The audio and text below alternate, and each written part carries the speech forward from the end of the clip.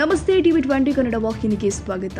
ಜಾತಿ ಗಣತಿ ವರದಿ ದೋಷಪೂರಿತ ವರದಿಯಾಗಿದೆ. ಈ ವರದಿಯಲ್ಲಿ ಲಿಂಗಾಯತರಿಗೆ ಅನ್ಯಾಯವಾಗಿದೆ ಅಂತ ಗದಗನ ತೋಂಟದಾರ್ಯ ಮಠದ ಪೀಠಾಧಿಪತಿ ಡಾಕ್ಟರ್ ಸಿದ್ದರಾಮ ಶ್ರೀಗಳು ಅಸಮಾಧಾನ ವ್ಯಕ್ತಪಡಿಸಿದರು. ನಗರದ ತೋಂಟದಾರ್ಯ ಮಠದಲ್ಲಿ ಮಾಧ್ಯಮಗಳೊಂದಿಗೆ ಮಾತನಾಡಿದರು. ಸರ್ಕಾರ ಇನ್ನೊಮ್ಮೆ ಸಮೀಕ್ಷೆ ನಡೆಸಬೇಕು, ಮತ್ತೊಮ್ಮೆ ಜಾತಿ ಗಣತಿ ವರದಿ ಸಿದ್ಧಪಡಿಸಬೇಕು ಎಂದು ಒತ್ತಾಯಿಸಿದರು. ಜಾತಿ ಗಣತಿಯ ವರದಿ ಸಾರ್ವಜನಿಕರಲ್ಲಿ ಸಂಶಯ ಹುಟ್ಟುಹಾಕಿದೆ. ಸುಮಾರು 7-8 ವರ್ಷಗಳ ಹಿಂದೆ ಜಾತಿ ಗಣತಿ ಸಿದ್ಧಪಡಿಸಿದ್ದಾರೆ. ಆ ಜಾತಿ ಜನಗಣತಿ ವರದಿ ಸಮರ್ಪಕವಾಗಿಲ್ಲ. ಆ ವರದಿಯನ್ನು ಸಿದ್ಧಪಡಿಸಿದ ವ್ಯಕ್ತಿಗಳು ಕರ್ನಾಟಕ ಪ್ರತಿಯೊಬ್ಬ ವ್ಯಕ್ತಿಯನ್ನ ಸಂಪರ್ಕಿಸಿಲ್ಲವೆಂಬ ಆರೋಪವಿದೆ ಎಂದಿದ್ದಾರೆ. ಕರ್ನಾಟಕದಲ್ಲಿ ಲಿಂಗಾಯತರು ಬಹುಸಂಖ್ಯಾತರೆಂಬುದು ಎಲ್ಲರಿಗೂ ತಿಳಿದಿದೆ. ನಂತರ ಒಕ್ಕಲಿಗರು ಸೇರಿ ವಿವಿಧ ಜಾತಿಯವರು ಮುಂಚೂಣಿಯಲ್ಲಿ ಇದ್ದಾರೆ. ಆದರೆ ಲಿಂಗಾಯತರ ಜನಸಂಖ್ಯೆ ಗಣನೀಯವಾಗಿ ಕಡಿಮೆಯಾಗಿದೆ. ಲಿಂಗಾಯತರು ಮೀಸಲಾತಿಗಾಗಿ ಉಪಜಾತಿಯ ಹೆಸರನ್ನು ಬರೆಸಿರುವ ಕಾರಣ ಇರಬಹುದು. ದೋಷಪೂರಿತ ವರದಿಯನ್ನು ಸರ್ಕಾರ ಒಪ್ಪಿಕೊಳ್ಳುವುದರಿಂದ ಅನೇಕರಿಗೆ ಅನ್ಯಾಯವಾಗಬಹುದು. ಶಿಕ್ಷಣ, ರಾಜಕಾರಣ, ಉದ್ಯೋಗ ಹಾಗೂ ವ್ಯವಸಾಯ ಸೇರಿ ಅನೇಕ ಜಾತಿ ಉಪಜಾತಿಗಳಿಗೆ ಅನ್ಯಾಯವಾಗಬಹುದು. ನೂರಾರು ಉಪಜಾತಿಗಳನ್ನು ವರದಿಯಲ್ಲಿ ಕೈಬಿಟ್ಟಿರುವುದು ಅತ್ಯಂತ ಆಘಾತಕಾರಿಯಾಗಿದೆ. ಸರ್ಕಾರ ಸ್ವೀಕಾರ ಮಾಡಿರುವ ವರದಿ ಸಮರ್ಪಕವಾಗಿಲ್ಲ. ಲಿಂಗಾಯತರು ಜನಸಂಖ್ಯೆ ಅಂದಾಜಿನ ಪ್ರಕಾರ 1.5 ಕೋಟಿ ಇದ್ದಾರೆ. ಆದರೆ ಲಿಂಗಾಯತ ಸಂಖ್ಯೆ ವರದಿಯಲ್ಲಿ 72 ಲಕ್ಷಕ್ಕೆ ಇಳಿಸಿದ್ದು ಅತ್ಯಂತ ಆಘಾತಕಾರಿಯಾಗಿದೆ. ಬೇರೆ ಬೇರೆ ಜಾತಿಯವರು ಮುನ್ನೆಲೆಗೆ ಬಂದಿದ್ದಾರೆ. ಸರ್ಕಾರ ಇನ್ನೊಮ್ಮೆ ಪರಿಶೀಲನೆ ಮಾಡಿ ನೈಜ ವರದಿ ಬಿಡುಗಡೆ ಮಾಡಬೇಕು. ಸರ್ಕಾರ ಯಾರಿಗೂ ಅನ್ಯಾಯವಾಗದಂತಹ ವರದಿಯನ್ನ ಸಿದ್ಧಪಡಿಸಿ ಯೋಜನೆ ಪೂರ್ಣಗೊಳಿಸಬೇಕು. ಜಾತಿ ಜನಗಣತಿ ಮಾಡಿರುವ ಉದ್ದೇಶ ಸ್ಪಷ್ಟವಾಗಿಲ್ಲ. ಒಳಗಡೆ ಯಾವುದೋ ಒಂದು ಉದ್ದೇಶ ಇಟ್ಕೊಂಡು ಮಾಡಿರಬಹುದು. ಜಾತಿ ಗಣತಿ ವರದಿ ಬಹುತೇಕ ಲಿಂಗಾಯತರ ವಿರೋಧವಿದೆ. ಸಚಿವ ಸಂಪುಟದಲ್ಲಿ ಇರುವಂತಹ ಕಾಂಗ್ರೆಸ್ ಕೆಲವು ಮಂತ್ರಿಗಳ ವಿರೋಧವಿದೆ. ಸಮಾಜದ ಪ್ರಮುಖರು, ಗಣ್ಯ ವ್ಯಕ್ತಿಗಳು, ಮಠಾಧೀಶರು ಸಮಾಲೋಚನೆ ಮಾಡಿ ಮುಂದಿನ ತೀರ್ಮಾನ ತೆಗೆದುಕೊಳ್ಳುತ್ತೇವೆ ಎಂದಿದ್ದಾರೆ. ಕರ್ನಾಟಕ ಸರ್ಕಾರವು ಇತ್ತೀಚೆಗೆ ಜಾತಿ ಗಣತಿಗೆ ಸಂಬಂಧಪಟ್ಟಿರುವಂಥ ವರದಿಯನ್ನು ಸ್ವೀಕರಿಸಿ ಸಚಿವ ಸಂಪುಟದ ಸಭೆಯಲ್ಲಿ ಆ ಬಗ್ಗೆ ಚರ್ಚೆಯನ್ನು ಮಾಡಿರುವಂಥದ್ದು. ಅದರ ಜೊತೆಗೆ ಬರುವ 17ನೇ ತಾರೀಕಿನಂದು ಮತ್ತೆ ಆ ಕುರಿತು ವಿಶೇಷವಾಗಿರುವಂಥ ಸಂಪುಟ ಸಭೆಯನ್ನು ಕರೆದಿರುವುದು ಈಗಾಗಲೇ ಮಾಧ್ಯಮಗಳಲ್ಲಿ ವರದಿಯಾಗಿದೆ.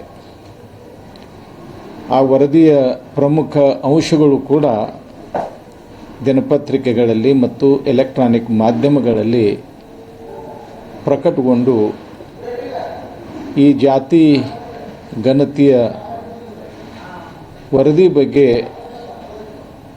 ಸಾರ್ವಜನಿಕರಲ್ಲಿ ಅನೇಕ ಸಂದೇಹಗಳನ್ನು ಹುಟ್ಟುಹಾಕಿದೆ. ಸುಮಾರು 7-8 ವರ್ಷಗಳ ಹಿಂದೆ ಈ ಒಂದು ವರದಿ ಸಿದ್ಧಪಡಿಸಲಾಗಿದ್ದರೂ ಕೂಡ ಆ ಜಾತಿ ಗಣತಿ ವರದಿ ಸಮರ್ಪಕವಾಗಿಲ್ಲ. ಆ ವರದಿಯನ್ನು ಸಿದ್ಧಪಡಿಸಿರುವಂಥ ವ್ಯಕ್ತಿಗಳು ಕರ್ನಾಟಕದ ಪ್ರತಿಯೊಬ್ಬ ವ್ಯಕ್ತಿಗಳನ್ನು ಸಂಪರ್ಕಿಸಿಲ್ಲ ಅನ್ನುವಂಥ ಒಂದು ಆರೋಪ ಮೊದಲಿನಿಂದಲೂ ಕೂಡ ಕೇಳಿಬಂದಿರುವಂಥದ್ದು. ಇವತ್ತು ಆ ವರದಿಯ ಮುಖ್ಯಾಂಶಗಳು ಪ್ರಕಟವಾಗಿರುವಂಥ ಹಿನ್ನೆಲೆಯಲ್ಲಿ ಬಹುತೇಕ ಕರ್ನಾಟಕದಲ್ಲಿ ಲಿಂಗಾಯತರು ಬಹುಸಂಖ್ಯಾತರು ಅನ್ನುವಂಥ ಒಂದು ವಿಚಾರ ಎಲ್ಲರಿಗೂ ತಿಳಿದಿರುವಂಥ ಸಂಗತಿ. ನಂತರದ ಸ್ಥಾನ ಒಕ್ಕಲಿಗರದು. ನಂತರ ಇನ್ನೂ ಅನೇಕ ಜಾತಿಗಳಿಗೆ ಸಂಬಂಧಪಟ್ಟಿರುವಂಥ ವ್ಯಕ್ತಿಗಳು ಸ್ಥಾನವನ್ನು ಪಡೆದಿರುವಂಥದ್ದು ಈವರೆಗೆ ನಾವೆಲ್ಲ ನಂಬಿಕೊಂಡು ಬಂದಿರುವಂಥ ಮತ್ತು ತಿಳಿದುಕೊಂಡಿರುವಂಥ ಸಂಗತಿ. ಆದರೆ ಇತ್ತೀಚಿನ ಈ ವರದಿಯ ಮುಖ್ಯಾಂಶಗಳನ್ನು ಗಮನಿಸಿದಾಗ ಲಿಂಗಾಯತರ ಸಂಖ್ಯೆ ಗಣನೀಯವಾಗಿ ಕಡಿಮೆಯಾಗಿರುವುದು ನಮಗೆ ಕಂಡುಬರ್ತದೆ.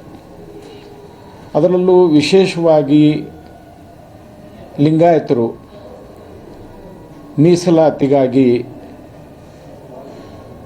ಈ ಒಂದು ಲಿಂಗಾಯತ ಅನ್ನುವಂಥ ಜಾತಿಯ ಹೆಸರನ್ನು ಬರೆಸಲಾರ್ದೇ ಉಪಜಾತಿಗಳ ಹೆಸರನ್ನು ಬರೆಸಿರುವಂಥದ್ದು ಕೂಡ ಕಾರಣವಾಗಿರ್ಬೋದು. ಆದರೂ ಕೂಡ ಈ ಜಾತಿ ಗಣತಿಯನ್ನು ಮಾಡುವಂಥ ವ್ಯಕ್ತಿಗಳು ಪ್ರತಿಯೊಬ್ಬರನ್ನು ಸಂಪರ್ಕಿಸಿ ನೈಜವಾಗಿರುವಂಥ ವರದಿಯನ್ನು ಸಿದ್ಧಪಡಿಸಿಲ್ಲ ಅನ್ನುವಂಥ ಒಂದು ಆರೋಪ ಇರುವಂಥ ಹಿನ್ನೆಲೆಯಲ್ಲಿ ಮತ್ತು ಇಂಥ ಒಂದು ದೋಷಪೂರಿತವಾಗಿರುವಂಥ ಜನಗಣತಿಯನ್ನು ಸರ್ಕಾರ ಒಪ್ಪಿಕೊಳ್ಳುವುದರಿಂದ ಅನೇಕರಿಗೆ ಇದರಿಂದ ಅನ್ಯಾಯ ಆಗಬಹುದು. ಬೇರೆ ಬೇರೆ ಕಾರಣಗಳಿಗಾಗಿ, ಅದು ಶಿಕ್ಷಣ ಇರ್ಬೋದು, ರಾಜಕಾರಣ ಇರ್ಬೋದು ಅಥವಾ ಉದ್ಯೋಗ ವ್ಯವಸಾಯ ಏನೇ ಇರ್ಬೋದು, ಇಂಥ ಅನೇಕ ಕಾರಣಗಳಿಗಾಗಿ ಇವತ್ತು ಅನೇಕ ಜಾತಿ ಉಪಜಾತಿಗಳವರಿಗೆ ಅನ್ಯಾಯ ಆಗ್ಬೋದು. ಅದರ ಜೊತೆಗೆ ಸುಮಾರು 100 ಉಪಜಾತಿಗಳನ್ನು ಈ ಒಂದು ಸಮೀಕ್ಷೆಯಲ್ಲಿ ವರದಿಯನ್ನು ಸಿದ್ಧಪಡಿಸುವಂಥ ವ್ಯಕ್ತಿಗಳು ಕೈ ಬಿಟ್ಟಿರುವಂಥದ್ದು ಕೂಡ ಅತ್ಯಂತ ಆಘಾತಕಾರಿಯಾಗಿರುವಂಥದ್ದು. ಈ ಒಂದು ಹಿನ್ನೆಲೆಯಲ್ಲಿ ಇವತ್ತು ಸರ್ಕಾರ ಸ್ವೀಕಾರ ಮಾಡಿರುವಂಥ ಈ ಜಾತಿ ಗಣತಿಯ ವರದಿ ಅದು ಸಮರ್ಪಕವಾಗಿಲ್ಲ. ಅನೇಕ ಜನ ಹಿರಿಯರು ಈ ವಿಷಯದಲ್ಲಿ ಪರಿಣಿತರಾಗಿರುವಂಥ ವ್ಯಕ್ತಿಗಳು ಮತ್ತೊಮ್ಮೆ ಸಮೀಕ್ಷೆ ನಡೆಸಿ ಈ ಒಂದು ಜಾತಿ ಗಣತಿಯ ವರದಿಯನ್ನು ಸಿದ್ಧಪಡಿಸಬೇಕು ಅನ್ನುವಂಥ ಒಂದು ಆಶಯವನ್ನು ವ್ಯಕ್ತಪಡಿಸಿರುವಂಥ ಹಿನ್ನೆಲೆಯಲ್ಲಿ ಸರ್ಕಾರ ಸಮಾಜದ ಹಿತದೃಷ್ಟಿಯಿಂದ ಮತ್ತು ಅನ್ಯಾಯಕ್ಕೆ ಒಳಗಾಗಿರುವಂಥ ವ್ಯಕ್ತಿಗಳ ಜಾತಿಗಳ ಹಿತದೃಷ್ಟಿಯಿಂದ ಮತ್ತೊಮ್ಮೆ ಅದನ್ನು ಪರಿಶೀಲಿಸಬೇಕು ಅಂಥೇಳಿ ಈ ಮೂಲಕ ಸರ್ಕಾರವನ್ನು ನಾವು ಆಗ್ರಹಿಸ್ತೇವೆ. ಕನ್ನಡಿಗರ ಮೆಚ್ಚಿನ ನಿಮ್ಮ TV20 ಕನ್ನಡ ವಾಹಿನಿ ಇದೀಗ ಟಿವಿಯಲ್ಲಿ ಲಭ್ಯ. ಕರ್ನಾಟಕ ಮತ್ತು ದೇಶ ವಿದೇಶದ 360 ಡಿಗ್ರಿ ಸುದ್ದಿ ವಿವರವನ್ನ ಪಡೆಯುವುದಕ್ಕೆ TV20 ವಾಹಿನಿಯನ್ನು ಲೈಕ್ ಮಾಡಿ, ವಿಡಿಯೋಗಳನ್ನು ಶೇರ್ ಮಾಡಿ, ಕಮೆಂಟ್ ಮಾಡಿ, ಸಬ್ಸ್ಕ್ರೈಬ್ ಮಾಡಿ. HCN ಕೇಬಲ್ 842 ನಂಬರ್ನಲ್ಲಿ ಹುಕ್ಕೇರಿ ತಾಲೂಕು ಹಾಗೂ ಸಂಕೇಶ್ವರದ ಸುತ್ತಮುತ್ತಲಿನ ಹಳ್ಳಿಗಳಲ್ಲಿ ಲಭ್ಯ. PCN ಕೇಬಲ್ 129 ನಂಬರ್ನಲ್ಲಿ ಹಾರುಗೆರೆ ಸುತ್ತಮುತ್ತಲಿನ ಹಳ್ಳಿಗಳಲ್ಲಿ ಲಭ್ಯ. ರಾಯಬಾಗ್ ಡಿಜಿಟಲ್ ಚಾನೆಲ್ ಕೇಬಲ್ 80ನೇ ನಂಬರ್ನಲ್ಲಿ ರಾಯಬಾಗ ತಾಲೂಕಿನ ಸುತ್ತಮುತ್ತಲಿನ ಹಳ್ಳಿಗಳಲ್ಲಿ ಲಭ್ಯ. UDCN ಕೇಬಲ್ ನೆಟ್ವರ್ಕ್ ಉಗಾರ ಸುತ್ತಮುತ್ತಲಿನ ಹಳ್ಳಿಗಳಲ್ಲಿ ನಿಮ್ಮ TV20 ಕನ್ನಡ ವಾಹಿನಿಯೂ ಲಭ್ಯ.